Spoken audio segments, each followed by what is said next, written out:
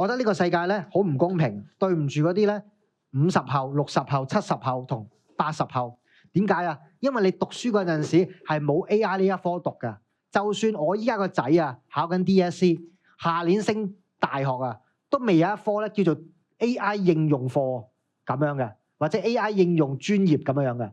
你唔知商科、文科呢啲 syllabus 已經係講緊成100年前定落嚟嘅遊戲規則啦。如果盲摸摸信學校教育機制嗰啲，出到嚟社會點啊？冇競爭力㗎。再過多3-5年，個世界完全唔同咗啊！依家唔係你工作啊，依家係老闆要你用 AI 工作啊，聽唔聽得明啊？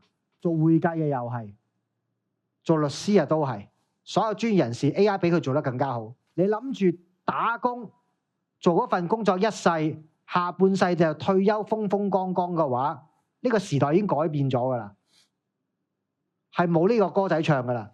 所以如果你哋係50後、60後、70後、80後，當年選科或者當年世界上面都未有呢樣嘢，依家呢個 AI 係直接同你嘅工作去競爭，同你嘅收入去進行比拼，你嘅時薪同 AI 去比較緊嘅話，你諗下，如果你冇一個技能傍身嘅話，將來你有幾咁擔心啊？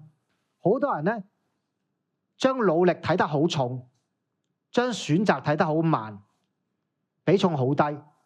我話俾你聽，當你選擇正確，你唔努力，你都可以發達，因為你企喺風口入邊。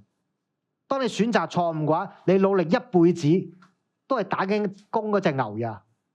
Hello， 大家好，我係 Wing Sir， 一個研究咗量化交易策略好耐嘅投資人。即刻訂閱我哋嘅 YouTube channel 去感受量化交易嘅威力啦！